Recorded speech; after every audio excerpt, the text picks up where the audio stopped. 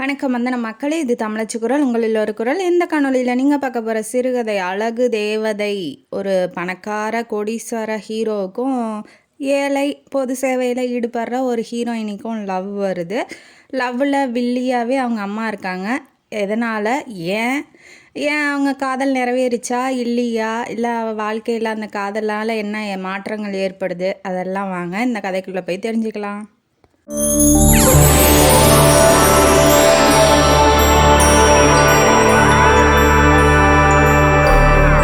இந்த கதையோட ஆரம்பத்தில் எப்போதும் போல் ஹீரோயினியை தான் இன்ட்ரடியூஸ் பண்ணுறாங்க. ஹீரோயினி பேர் வாணி.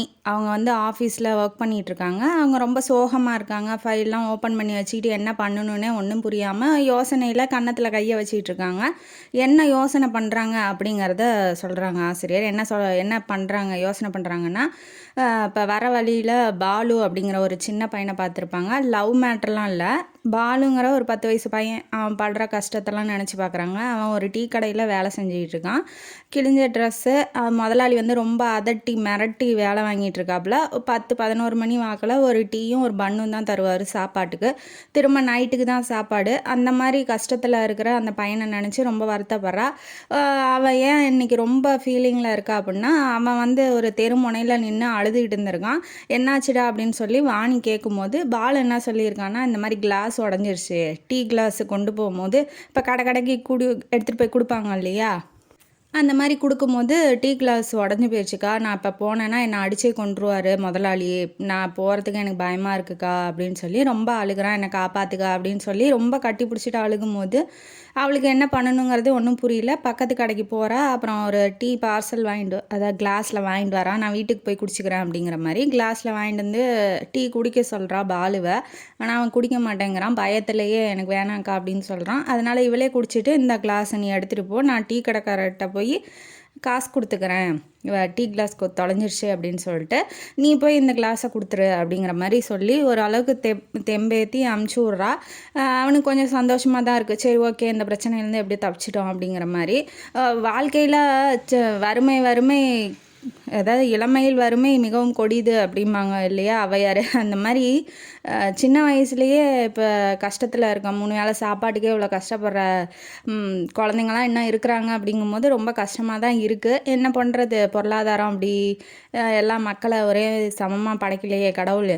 அதனால் கடவுள் மேலே தான் பாரத்தை போடணும். இவன் இதே மாதிரியே நினச்சிக்கிட்டு ஆஃபீஸில் உட்காந்து வருத்தத்தோடு அப்புறம் கொஞ்சம் நேரம் கழித்து ஒரு யோசனை பண்ணுறா. லீவு கேட்டு திரும்ப டீ கடைக்கே போகிறா. போயிட்டு பாலுக்கிட்ட என்ன சொல்கிறான்னா, அவன் அந்த பால் பாத்திரம்லாம் கழுவிட்டு இருக்கான். என்ன சொல்கிறான்னா, நீ வா, நான் உன்னை தம்பியாக தத்தெடுத்துக்கிறேன், நீ என் கூட இரு, நான் உன்னை நல்லா படிக்க வைக்கிறேன், நல்லா ஸ்கூலுக்கு அனுப்பிச்சி விட்றேன், நீ இனிமேட்டு கஷ்டப்பட வேண்டாம் அப்படிங்க. நம்மளால் முடிஞ்சது. அவள் எப்படி அப்படின்னா பொது சேவையெல்லாம் ரொம்ப ஈடுபடுவாள். சின்ன வயசுலேயே அவங்க அப்பா அம்மா இல்லை அப்படிங்கிறதுனால அவள் கொஞ்சம் கஷ்டப்பட்டு வந்ததுனால மற்றவங்களோட கஷ்டம் என்ன அப்படிங்கிறது அவளுக்கு புரியுது. அப்பா அம்மா இறந்துட்டதுனால வீட்டில் இருக்கிறது கோதையம்மாள் அப்படிங்கிற ஒரே ஒரு அத்தை மட்டும்தான் இருக்காங்க. அவங்க சின்ன வயசுலேருந்தே அப்பா அம்மா இல்லைங்கிறதுனால வாணியை ரொம்ப பாசமாக வளர்த்திருக்காங்க. ரொம்ப அன்பாகவும் வளர்த்துவாங்க. அன்பை தவிர அவங்க வாயிலேருந்து கோவங்கிறது வரவே வராது. அதனால் இப்போ வீட்டில் வாணி வீட்டில் பாலு வளர்க்குறதுல எந்த பிரச்சனையும் இருக்காது. உண்மையாகவே சொல்கிறேன் வா அப்படின்னு சொல்லிட்டு முதலாளிகிட்ட போய் கேட்கலான்னு பர்மிஷன் கேட்கலான்னு போகிறா. போகும்போது இவர் ரொம்ப சத்தம் போடுவார். இல்லை, இவர் வேண்டாம், எனக்கு அப்புறம் வேலைக்கு ஆள் வேணும், இல்லை இவனுக்கு தகுந்த கூலியை நீ கொடுத்துட்டு தான் கூட்டிகிட்டு போகணும் அப்படிங்கிற மாதிரிலாம் நினச்சிட்டு போவா.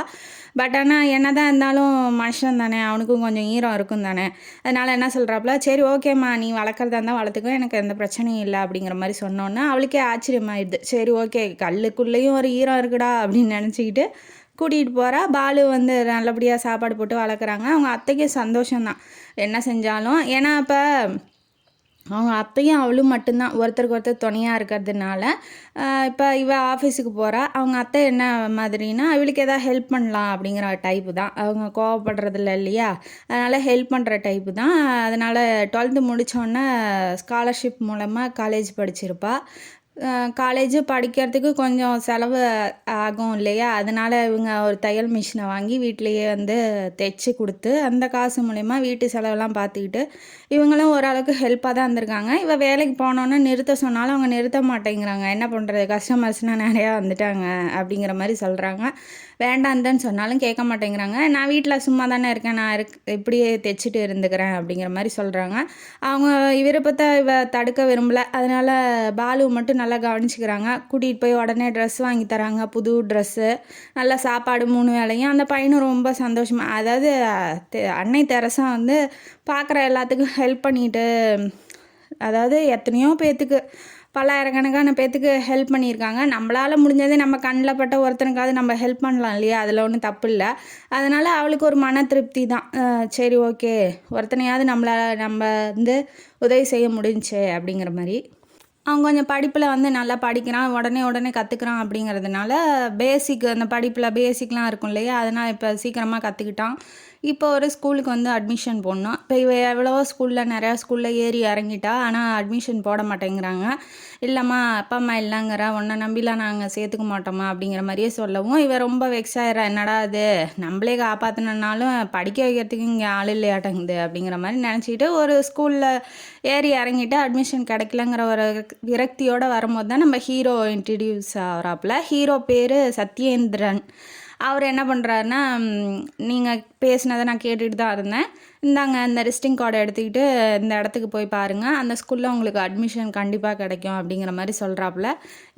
இவர் யாரா, பரவாயில்ல, பாலுக்கு ஏதோ அட்மிஷன் கிடச்சிருச்சு அப்படிங்கிற ஒரு சந்தோஷத்தோட இப்போ வீட்டுக்கு போகிறா. மறுநாள் பாலுவை கூட்டிகிட்டு அந்த அட்ரஸில் இருக்க ஸ்கூலுக்கு போகிறா. போயிட்டு எம்டி ரூமை வந்து திறக்கும் போது நாக் பண்ணிவிட்டு உள்ளே போகும்போது தான் தெரியுது சத்யேந்திரன் தான் எம்டி அப்படிங்கிறது. அந்த ஸ்கூலுக்கு அவன் தான் ஓனரு. அப்புறம் எப்படி அந்த பாலுவை தத்தெடுத்தா, எந்த மாதிரி கஷ்டப்பட்டான், இந்த அட்மிஷன் கிடைக்கல அப்படிங்கிற ஒரு கதையெல்லாம் சொல்லும் போது அவன் பெருசாக எடுத்துக்கல. அப்படிங்கும் போது இவனுக்கு புரியலையாட்டங்குது படுற கஷ்டம், அவன் எப்படிலேருந்து வந்தான் அப்படிங்கிறதுலாம் இவருக்கு புரியல அப்படிங்கிற மாதிரி நினச்சிக்கிட்டு இருக்கா. இவன் ஹீரோ எந்திரிச்சு போய் ஜன்னல் பக்கமாக நின்றுட்டு குழந்தைங்க விளையாடுறத பார்த்துட்டு இருக்கும்போது, என்ன சார் நான் சொல்கிறது உங்களுக்கு புரியலையா அப்படிங்கும்போது, நீ பார்க்குற எல்லாருமே இந்த மாதிரி அனாதையாக அப்பா அம்மா இல்லாமல் ரொம்ப கஷ்டப்பட்டு வந்தவங்க தான், அவங்களுக்கு ஃப்ரீயாகவே நான் சொல்லி கொடுத்துட்ருக்கேன். அதாவது பள்ளிக்கூடம் நடத்திட்டுருக்காப்புல, ஸ்கூல் நடத்திட்டுருக்காரு. அதே மாதிரி ஹாஸ்டலும் இருக்குது, நீ இங்கே தங்க வச்சு படிக்க வச்சாலும் படிக்க வச்சுக்கலாம், சாப்பாடு ஃப்ரீ தான், எல்லாமே ஃப்ரீ தாம்மா அப்படிங்கும் போது, இப்போ இவ்வளோ பெரிய நல்லவரா, நம்ம தான் புரிஞ்சிக்காமல் தப்பு பண்ணிட்டோம் அப்படிங்கிற மாதிரி குட்டு அவளுக்கு உழுவுது. 2-3 நாள் போயிட்டு விட்டுட்டு வரா. பாலுவை விடுறது, பிக்கப் பண்ணிக்கிறது, அந்த மாதிரி ஸ்கூலுக்கு போயிட்டு வரும்போது எதேச்சியாக சத்யேந்திரன் ஹீரோவை பார்க்குறாப்புல. பார்த்தோன்னே, ஏன் நீங்கள் எங்கே ஒர்க் பண்ணுறீங்கும் போது, இந்த மாதிரி ஷிப்பிங் கம்பெனி, அதாவது கப்பல்லாம் வந்து சரக்கு எவ்வளோ வரும் அப்படிங்கிற மாதிரி இன்டர்நெட்டில் ஏற்றுறது, கம்ப்யூட்டர் வேலை இருக்கும் இல்லையா, அந்த மாதிரி ஒரு கம்பெனியில் வேலை செஞ்சிகிட்ருக்கா. 1 வருஷம் கான்ட்ராக்ட் போட்டிருக்காங்க.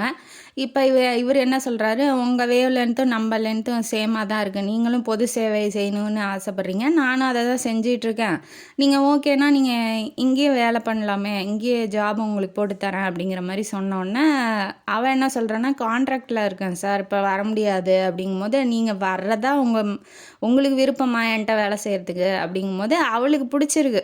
இப்போ இத்தனை பேர்த்துக்கு ஹெல்ப் பண்ணுறான், இத்தனை பேர்த்த நல்லா பார்த்துக்கிறான், நம்மளால் ஒரு பையனை தானே காப்பாற்ற முடிஞ்சு, இவன் இத்தனை பேர்த்த காப்பாற்றுறானே, இவன் ரொம்ப நல்லவன், ரொம்ப அழகாகவும் இருக்கான், ஹேண்ட்ஸமாகவும் இருக்கான், ரொம்ப லட்சணமாக இருக்கான், இதுக்கு மேலே என்ன வேணும் ஒரு பெண் வந்து அட்ராக்ட் ஆகிறதுக்கு. இப்போ ஓகேன்னு தான் சொல்கிறா. மறுநாளே வந்து அங்கே ரிசைன் பண்ணிவிட்டு இங்கே ஜாயின் பண்ணுற மாதிரி அவன் ஏற்பாடு பண்ணிடுறான். உடனே இந்த ஸ்கூல்லேருந்து இவளோட வேலை, ஹீரோ ஹீரோயினி ஒன்றா இருக்கிற மாதிரி சூழ்நிலை அமையுது. ஹீரோ வந்து எப்படி அப்படின்னா, பேசுறது, பழகிறது ரொம்ப இயல்பாக வந்து அவள் கையை பிடிக்கிறது, இப்போ பேசிக்கிட்டே இருக்கும்போது கை பிடிக்கிறது, ஷோல்டரில் கை போடுறது, அப்புறம் இப்போ கையை கோத்திக்கிட்டு நடக்கிறது, அப்புறம் ஏதாவது நல்ல வேலை செஞ்சால் அப்படி தட்டி கொடுக்கறது, அந்த மாதிரி செய்யும் போது இவளுக்கு வந்து சங்கோஜமாக தான் இருக்குது. பட் இருந்தாலும் வேண்டாம், டச் பண்ணாதீங்க அப்படின்னு அவளால் சொல்ல முடியல. ஏன்னா அவள் மனசு உள்ளார இவனை லவ் பண்ணுற மாதிரி தானே அவளுக்கு இருக்குது, ரொம்ப பிடிச்சவர். சரி ஓகே பரவாயில்ல, இதனால் என்ன இருக்குது அப்படின்னு சொல்லி இயல்பாக விட்டுடுறா. அவன் ஆனால் வேணுன்னே செய்கிறானா, இல்லை ஏன் இப்படி பண்ணணும் அப்படிங்கிற மாதிரி அவளுக்கு தோணுது. ஆனால் அவர் நேராக போய் கேட்கல. ஒரு நாள் என்ன பண்ணுறான் அப்படின்னா, அவன் வீட்டுக்கு வந்து கூட்டிகிட்டு போயிடுறான், பங்களாவுக்கு கூட்டிகிட்டு போயிட்டு, வா இங்கே தான் இருக்குது அப்படின்னு சொல்லிட்டு வீட்டெல்லாம் சுற்றி காமிச்சிட்டு இருக்கும்போது அவங்க அம்மா பூரணி அம்மா, வில்லி ஆஃப் த ஸ்டோரி, அவங்க என்ன பண்ணுறாங்க அப்படின்னா, அங்கே ரூம்லேருந்து வெளியில் வரும்போது இவன் என்ன பண்ணுறான், எப்போதும் போல் கையை கோர்த்துக்கிட்டு நடந்து வந்துக்கிட்டு இருக்கான். நடந்து வந்ததை பார்த்தோன்னா அந்த அம்மா கொஞ்சம் டென்ஷன் ஆயிடுச்சு. என்ன நம்ம வீட்டுக்கு வந்து நம்ம பையன் கையே கோத்துக்கிட்டு நடக்கிறா, யாராக இருக்க முடியும், இவ யார் அப்படின்னு சொல்லி ரொம்ப கொஞ்சம் டென்ஷனாக பார்க்குறாங்க. ஆனால் பதில் எதுவும் சத்தம் போட்டு கத்தவோ எதுவுமே செய்யலை. பார்த்தோன்னே இவன் கையை பிடிச்சிட்டு இருக்கிறது இவளுக்கு சங்கோஜமாக இருக்கு இல்லையா, அதனால் கையை உதறி விட்டுறா. உதறி விட்டோன்னா, அம்மா யாருன்னு தெரியுதாம்மா அப்படின்னு சொல்லி கேட்கும்போது, என் கம்பெனியில் தான், என் ஃப்ரெண்டு தான், என் கம்பெனியில் தான் ஒர்க் பண்ணுறா அப்படிங்கிற மாதிரி சொல்லவும், நான் சொல்லியிருக்கேன்ல அவங்கள்ட்ட நிறையா அப்படின்னு சொல்லவும், ஓகே அப்படின்னு சொல்லிட்டு 2 பேர்த்துக்கு இன்ட்ரடியூஸ் பண்ணி வச்சுட்டு சாதாரணமாக பேசிட்டு இப்போ காரில் வராங்க. ஆனால் அந்த அம்மா பார்க்குறது ஒரு மாதிரி சிரிக்கிறது அதெல்லாம் பார்த்தா நமக்கு தெரியும் இல்லையா, பிடிக்காதவங்கள பார்த்தா ஒரு மாதிரி நம்மகிட்ட சிரிப்போம். பத்தாதுக்கு ரொம்ப நடிப்பு, ரொம்ப கேஷுவலாலாம் சிரிக்க மாட்டோம். ரொம்ப இப்போ சொந்தக்காரங்களை பார்க்கும்போது எப்படி ரொம்ப பிடிச்சவங்கள பார்க்கும்போது ரொம்ப ஆத்மார்த்தமாக சிரிப்போம். ஏதோ வேண்டாம் பார்த்து சிரிக்கிற மாதிரி பிடிக்காதவங்கள பார்த்தா சிரிப்போம் இல்லையா, அந்த மாதிரி சிரிக்கிறதுக்கு வித்தியாசம் தெரியும் இல்லையா. அதனால் அவள் கொஞ்சம் உள்ளூர பயப்படுறா. இவர் ஏன் தேவையில்லாமல் என்னை வீட்டுக்கு கூட்டிகிட்டு போகிறாரு, இவர் மேலே தான் இப்போ இவளுக்கு கோவம் வருது, ஹீரோ மேலே ஹீரோயினுக்கு கோவம் வருது. ஏன் தேவையில்லாமல் வீட்டுக்கு கூட்டிகிட்டு போகணும், நான் வேலை செய்கிறேன்னா அது பத்தாதுக்கு எங்கேயுமே வந்து இவன் என் செக்ரட்டரி, இவன் என் பிஏ, இவன் வந்து என் கீழே வேலை செய்கிறவ அப்படிலாம் சொன்னதே இல்லை. பேர் சொல்லி தான் இன்ட்ரடியூஸ் பண்ணி வைப்பான். இது வந்து அவளுக்கு டவுட் ஆகுது, ஏன் எதுக்கு அப்படி சொல்லணும் அப்படிங்கிற மாதிரி டவுட் ஆகுது.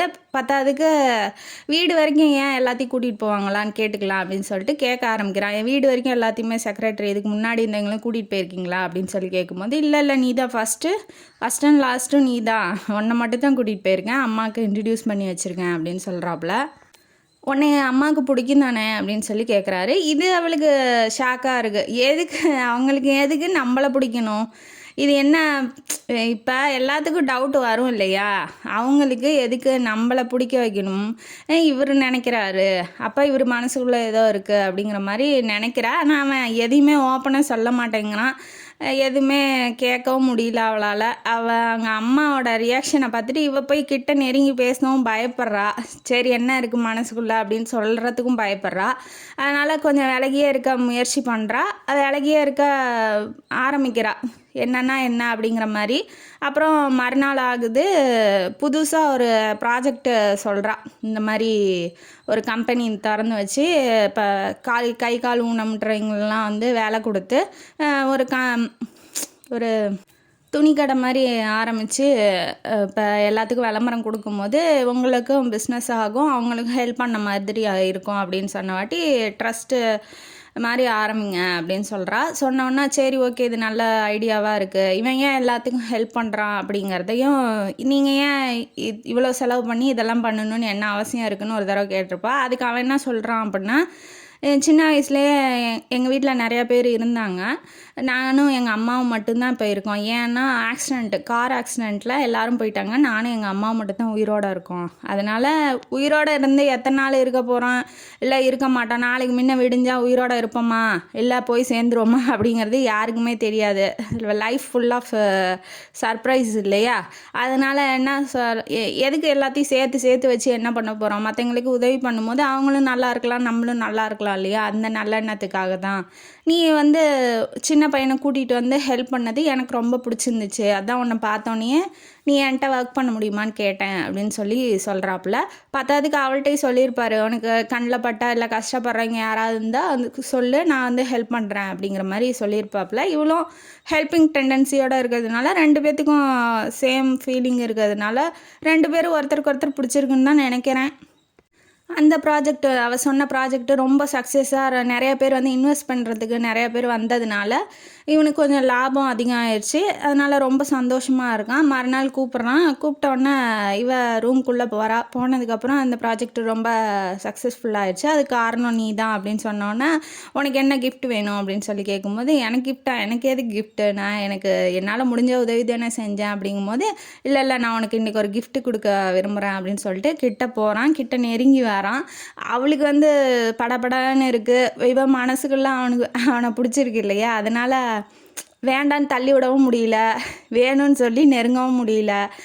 இப்போ அவள் 2 கட்டாத சூழ்நிலையில் இருக்கா. இவன் பத்தாதுக்கு கிட்ட நெருங்கி போய், நீ ரொம்ப அழகாக இருக்க, இந்த சேரீயில் சூப்பராக இருக்க, பத்தாதுக்கு உன் கூந்தல் இவ்வளோ நீளமாக இருக்குது எல்லாம் பூரா வர்ணனையாக வர்ணிக்கிறானா. அவளுக்கு என்ன பண்ணுறதுன்னே ஒன்றும் புரியல. என்ன என்ன ஏன் சார் எதுக்கு சார் அப்படிங்கும்போது, ஏன் இது பத்தாதா உனக்கு அப்படின்னு சொல்லி கேட்கும்போது, இது எதுக்கு வர்ணிக்கணும், இது ஏன் தேவையில்லாது, நல்லா பண்ணியிருக்கேன்னா நல்லா பண்ணியிருக்கேன்னு சொல்லிட்டு போக வேண்டியதானே. பிஏ பிஏவாக அவன் நினச்சிருந்தான் அப்படின்னா பாராட்டிட்டு போயிருக்கலாம். இவன் ஏன் தேவையில்லாமல் வந்து இப்படி ஃப்ளர்ட் பண்ணும் அப்படிங்கிற மாதிரி நினைக்கிறா. அது எதுவும் பேசவே முடியல அவளால் அவன்கிட்ட வந்து பேசிகிட்டு இருக்கும்போது. சரி, நான் உன்னை வர்ணித்து கிஃப்ட்டு கொடுத்தேன்னா நீ என்ன எனக்கு கிஃப்ட்டு தர போகிற அப்படின்னு கேட்டோன்னே, சரி என்னால் என்ன பண்ண முடியும், என்னால் ஒன்றும் பண்ண முடியாது, இல்லை உன்னால் ஒன்று பண்ண முடியும், நீ பண்ணு அப்படின்னு சொன்னோன்னே அவளுக்கு ஒன்றுமே புரியல. என்னப்பா சொல்கிற, நீயே வர, நீயே பேசுகிற, நீயே எல்லாம் நினச்சிக்கிறியப்பா, நான் என்னப்பா செய்ய முடியும் அப்படின்னு சொல்லி மனசுக்குள்ளே நினச்சிக்கிறா. சரி நீ செய்ய மாட்டேன் நானே செஞ்சுக்கிறேன்னு வாட்டி அவளை இழுத்து டைட்டாக ஹக் பண்ணிக்கிறான். இவ வந்து விடவும் முடியல, ஓடவும் முடியல. இவ தான் வந்து மனசார அவனை லவ் பண்ணுறா இல்லையா, அதனால் அவனை எதுவும் பண்ண முடியல. அப்படியே ஸ்டக்காகி போய் நின்றுறா. அதுக்கப்புறம் கொஞ்சம் நேரம் கழித்து அவனே விட்டுறான். சரி ஓகே பாய் அப்படின்னு சொல்லிட்டு இவன் கிளம்பி கன்ஸ்ட்ரக்ஷன் ஒர்க்கு நடந்துகிட்ருக்கான். அங்கே போயிடுறான். இவன் ஏன் பண்ணுறான், எதுக்கு பண்ணுறான், உண்மையிலே லவ் பண்ணுறானா லவ் பண்ணலையா, நம்மளை எந்த கேட்டகரியில் வச்சுருக்கான், இவன் என்ன காதலிக்கிறானா இல்லை ஃப்ரெண்டுன்னு நினச்சி பண்ணுறானா, இல்லை வேலைக்கு வந்த ஆட்கள் எல்லாத்தையுமே இப்படி தான் சொல்லி பாராட்டுவானா, இதெல்லாம் அவளுக்கு ஒன்றுமே புரியல. விடிய வீட்டுக்கு போய் யோசிச்சுட்டே இருக்கா, என்ன பண்ணுறது, என்ன செய்யணும், என்ன செய்யக்கூடாதுங்கிறது. அதுக்கு போகும்போது என்ன சொல்லியிருப்பான் அப்படின்னா, அம்மா உன்னை வர சொன்னாங்க வீட்டுக்கு அப்படின்னு சொல்லியிருப்பான். அதனால் ட்ராப் பண்ணுறதுக்காக மறுநாள் அவன் வந்து வேலைக்கு போயிட்டான். ட்ராப் பண்ணிட்டு வீட்டுக்குள்ளே போனோன்னே அவங்க அம்மா எப்போதும் போல் வாமா ஒன்றா தான் ரொம்ப நாளாக எதிர்பார்த்துக்கிட்டு இருந்தேன் அப்படின்னு சொல்லிட்டு சாப்பாடெலாம் பரிமாறிட்டு போகும்போது தோட்டத்தெல்லாம் சுற்றி காமிச்சிட்டு, சரி ஆண்டி போயிட்டு வரேன் அப்படின்னு சொல்லும்போது பட்டு புடவை ஒன்று கிஃப்ட்டு தராங்க. இதெல்லாம் எதுக்கு ஆண்டி, இல்லை பரவாயில்லம்மா வச்சுக்கோ அப்படின்னு சொன்ன வாட்டி இப்போ கிளம்புறேன் அப்படின்னு சொல்லி கிளம்ப போகும்போது தான் இப்போ ஆரம்பிக்கிறாங்க அந்த பூரணி அம்மாள். என்ன ஆரம்பிக்கிறாங்க அப்படின்னா, உனக்கும் இவனுக்கும் பையனுக்கும் சத்யேந்திரனுக்கும் என்னம்மா இருக்குது நடுவில், அவன் பாஸ் நீ பிஏ தானே இல்லை வேறு ஏதாவது இருக்கா அப்படின்னு சொல்லி அவங்க டைரெக்டாக கேட்குறாங்க. ஏன்னா இப்போ பையனோட ஆக்டிவிட்டீஸ்லாம் மாறும்போது ஆப்வியஸாக அம்மாவுக்கு தெரியாமல் இருக்குமா, தெரியும் இல்லையா, அதனால அவங்க கொஞ்சம் பயப்படுறாங்க. அதனால் கேள்வி கேட்கும்போது இவ டைரெக்டாக அட்டாக் பண்ணவும் இவங்க என்ன சொல்லணும், இப்போ அவனே உன்னை லவ் பண்ணுறம்மா, நீ தான் என் உலகம் உயிரெலாம் எதுவுமே சொல்லலை, இவங்க ஏன் தேவையில்லாமல் அந்த மாதிரி எதுவுமே அவர் என்கிட்ட சொன்னதில்லை, நீங்கள் ஏன் தேவையில்லாதெல்லாம் நினச்சிட்ருக்கீங்க, அவர் பாஸ்மு நான் பிஏ அவ்வளோதான், அந்த ரிலேஷன்ஷிப் தான் அப்படின்னு சொல்லி இவளும் முடிக்கிறதுக்கு ட்ரை பண்ணுறா. ரொம்ப கஷ்டப்பட்டு சொல்கிறா, ஏன்னா மனசார லவ் பண்ணுறா இல்லையா. சரிம்மா அவ்வளோதானே, நாளைக்கே அவன் வந்து உன்னை லவ் பண்ணுறேன் என்னை கல்யாணம் பண்ணிக்கோ அப்படின்னு சொன்னாலும் நீ வந்து செக்ரட்டரி தான், அந்த ஆசையெல்லாம் உனக்கு இல்லை தானம்மா அப்படின்னு சொல்லி ரொம்ப கன்வின்ஸ் பண்ணுற மாதிரி ரொம்ப கெஞ்சி இப்போ ஒவ்வொருத்தரை அடித்து தன்னோட இச்சைக்கு, அதாவது தன்னோட ஆசையை வந்து இன்னொருத்தர் மேலே புகுத்துவாங்க, இன்னொன்று ரொம்ப அடிபணிஞ்சு காலை நக்கி புகுத்துவாங்க. இப்போ இவ ரெண்டாவது டைப்பு. ரொம்ப பாசமாக அன்பாக கேட்கும்போது அவளால் மூஞ்சில் அடித்த மாதிரி, இல்லை நான் அவரை லவ் பண்ணுறேன், நான் அவரை தான் கல்யாணம் பண்ணிக்குவேன்னு சொல்ல முடியாது இல்லையா. அதுக்கு இவன் மிடில் கிளாஸு, அவர் ரொம்ப கோடீஸ்வரர், அந்த ஸ்டேட்டஸும் இருக்குது இல்லையா. அதனால் இவன் கொஞ்சம் பயப்படுறா. அதுக்கு அவன் எதுவுமே சொல்லலை, நான் உன்னை காதலிக்கிறேன் அந்த மாதிரி எதுவுமே சொல்லலை, அப்போ நம்மளா ஏன் சொல்லிக்கிட்டு அப்படின்ட்டு இவன் என்ன சொல்லிடுறா, அதெல்லாம் ஒன்றும் இல்லாண்டி நான் வந்து சாதாரண வேலை செய்கிற பொண்ணு தான் அப்படின்னு சொல்லிட்டு சொன்னோன்னே அவங்க என்ன சொல்கிறாங்க, இல்லைம்மா அவங்க அத்தை பொண்ணு மஞ்சரி இருக்கா, அவள் தான் கல்யாணம் பண்ணி வைக்கணும் அவனுக்கு, நீ வந்ததுனால அவன் கல்யாணத்துக்கு சம்மதிக்க மாட்டேங்கிறான், நீ போயிட்டன்னா அவன் கல்யாணத்துக்கு சம்மதிச்சிருவான் அப்படிங்கிற மாதிரி ஒரு குண்டை தூக்கி போடுது. என்ன இப்போ பையன் எதுவுமே சொல்லலை, என் மனசில் இருக்கிறது என் மனசில் தான் இருக்குது, நானும் எதுவும் சொல்லலை, நீங்களாக ஏன் முடிவு பண்ணிவிட்டு இதெல்லாம் பண்ணுறீங்கன்னு வாட்டி, இல்லை என் பையன் ஒன்றை தான் லவ் பண்ணுறான் எனக்கு நல்லா தெரியும் அப்படின்னு சொல்லி அவங்க சொல்லவும் மனசுக்குள்ளே குளுகுலுன்னு தான் இருக்குது. ஆனால் இந்த அம்மா என்ன சொல்லுது, நீ போயிரு என் பையனை விட்டுன்னு சொல்லுது. ஒரே நேரத்தில் சுட சுட காஃபியும் ஐஸ் கட்டியும் சாப்பிட்டா எப்படி இருக்கும் அந்த மாதிரி அவளுக்கு இருக்குது. அவள் என்ன பண்ணணும் ஒன்றுமே புரியல அவளுக்கு. சரி ஓகே இவங்க போக சொல்கிறாங்க, அவர் ஸ்டேட்டஸுக்கும் அவரோட செயல்பாடுகளுக்கும் அவங்க அம்மாவுக்கு பிடிச்ச பொண்ணு வந்தால் அவர் வாழ்க்கை நல்லாயிருக்கும், நம்ம ஏன் தேவையில்லாமல் அவர் வாழ்க்கையில் போய் இன்டர்ஃபியர் பண்ணிக்கிட்டு அப்படின்னு சொல்லி நினைக்கிறா. அதுக்கு நீ வேலையை விட்டு போ அப்படின்னு சொல்லியிருக்காங்க. வேலைய விட்டு போ அப்படின்னு சொல்லி வாயில ஈஸியா சொல்லிட்டீங்க. இப்ப நான் போய் சொன்னேன் அப்படின்னா, அவரு ஒத்துக்குவாரா? ஒத்துக்க மாட்டாரு. இல்லாத கேள்விலாம் கேட்பாரு. இப்ப நான் என்ன பதில் சொல்லட்டும் அப்படின்னவாட்டி, அதுக்கும் அவளே சொல்றா. யாரு? வருங்கால மாமியாரே சொல்றா. என்ன சொல்றா அப்படின்னா, இந்த மாரி சொல்லு, "செக்கு மாடு மாரி ஒரே வேலையில செய்யறதுக்கு எனக்கு போர் அடிக்குது" அப்படின்னு சொல்லு. சரி நான் வேலைய விட்டுறேன். என் வாழ்க்கை என்ன ஆவறது? அப்படின்னு சொல்லி கேட்கும்போது, இல்லம்மா நான் உனக்கு தனியா வந்து வேற கம்பெனில ஒர்க் வந்து பார்த்து வச்சிருக்கேன். நீ அங்கேயே போய் இப்ப பழைய ஒர்க் பண்ணிட்டு இருந்தா இல்லையா? அந்த ஒர்க் மாரியே இன்னொரு கம்பெனி எனக்கு தெரிஞ்ச கம்பெனில அப்பாயின்ட்மென்ட் ஆர்டர் வாங்கி வச்சிருக்கேன். இந்த அம்மா எல்லாத்தையும் பிளான் பண்ணிட்டு அவள கூப்பிட்டு எல்லாத்தையும் சொல்லிக்கிட்டு இருக்கு. ஆனா இவளுக்கு அத பத்தி எந்த இதுவும் தெரியாததுனால ரொம்ப ஷாக் ஆகுறா. அந்த அம்மா என்ன இப்படி இருக்கு? அப்படிங்கிற மாரி.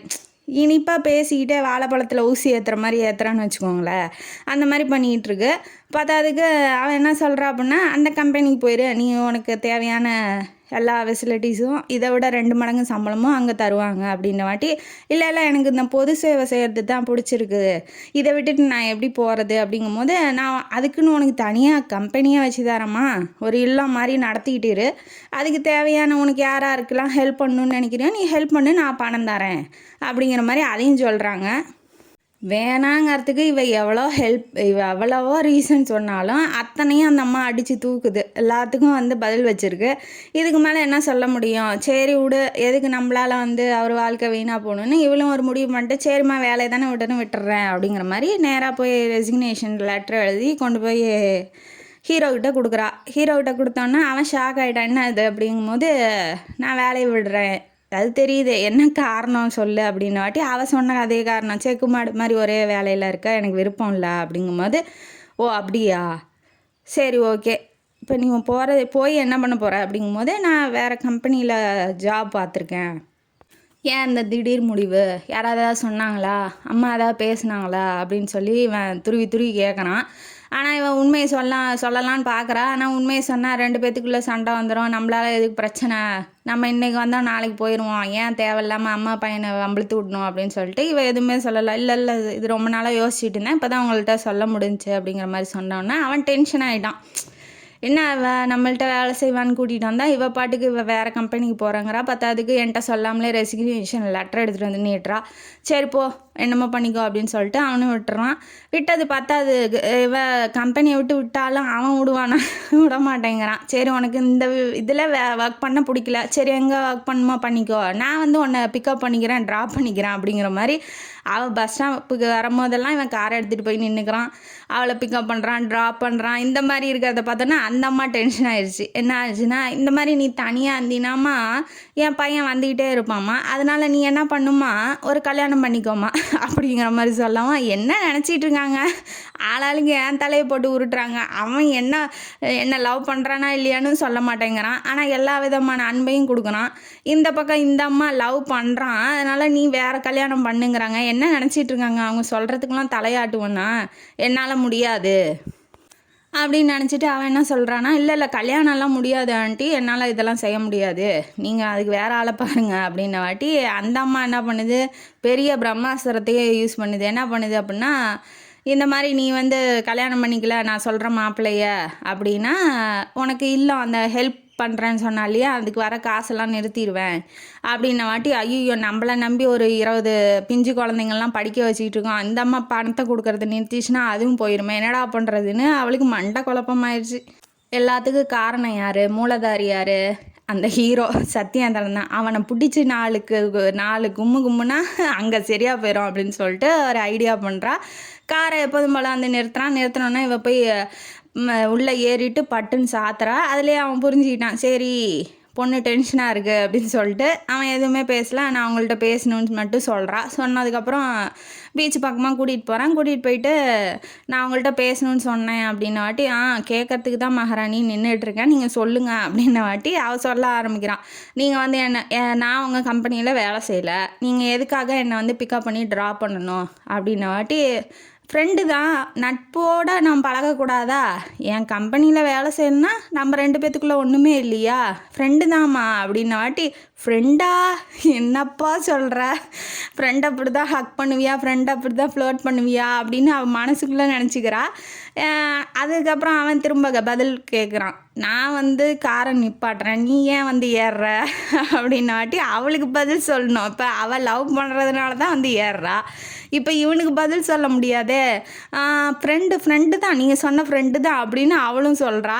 சொன்னதுக்கப்புறம் சரி அதுக்கப்புறம் என்ன, நீ நானும் ஃப்ரெண்ட்ஸ் தானே அப்படின்னவாட்டி, இந்த மாதிரி எனக்கு கல்யாணம் நடக்க போகுது, உங்கள் அம்மா ஒரு மாப்பிள்ளையை பார்த்துருக்காங்க, அவங்களுக்கு எனக்கு கல்யாணமா, இதெல்லாம் போய் உங்கள் அம்மாட்ட போய் கேட்டு தெரிஞ்சுக்கோங்க அப்படின்னு சொல்லிட்டு உண்மையை பூரா உடச்சி விட்டு இவ பாட்டுக்கு கிளம்பி போயிடுறா.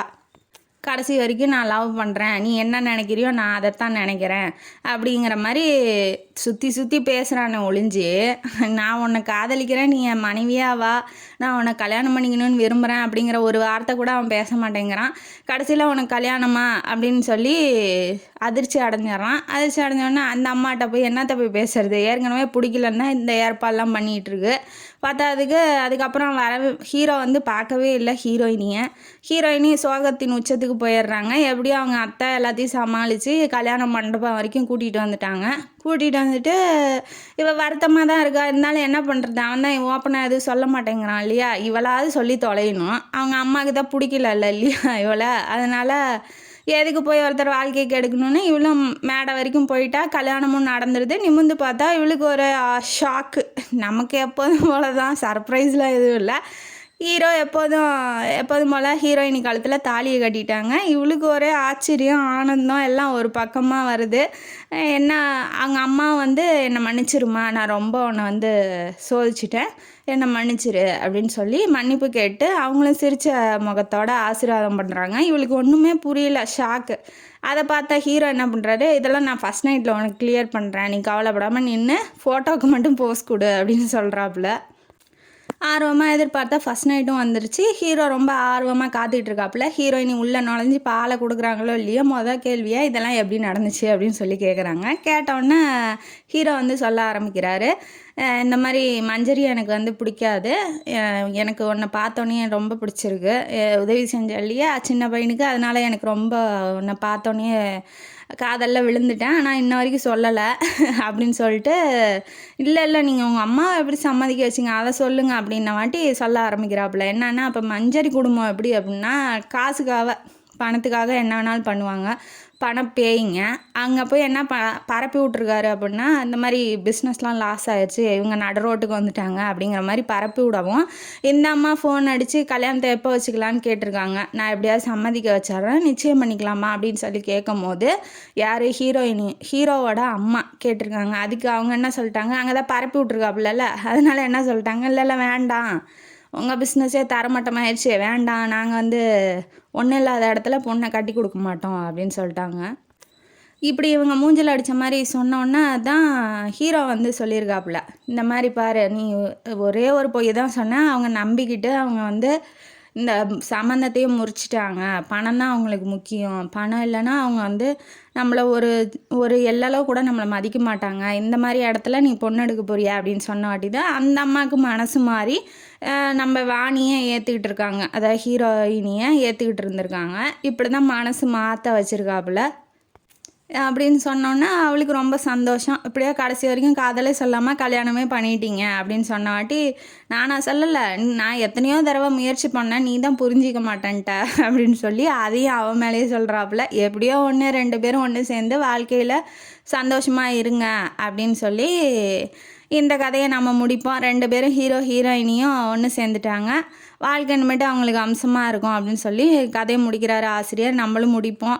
இந்த கதையிலேருந்து நமக்கு என்ன தெரியுது, பணம் அப்படிங்கிறது ஒரு பேப்பர் மட்டும்தான், அது எப்போதுமே நம்மளோட வாழ்க்கையில் ஏற்படுற சந்தோஷம் துக்கம் எதையுமே தீர்மானிக்காது. பணங்கிறது பேப்பராக மதிங்க, அவ்வளோதானே ஒழிஞ்சு பணத்துக்கே முக்கியத்துவம் கொடுத்து வாழ்க்கையை இழந்துடாதீங்க அப்படிங்கிறது தான் இந்த கதையோட கருத்து. இந்த கதை உங்களுக்கு பிடிச்சிருக்குன்னு நினைக்கிறேன். இந்த கதை பிடிச்சிருந்தா லைக் பண்ணுங்கள், ஷேர் பண்ணுங்கள், சப்ஸ்கிரைப் பண்ணுங்கள், கமெண்ட் பாக்ஸில் கமெண்ட் பண்ணுங்கள். நன்றி மக்களே.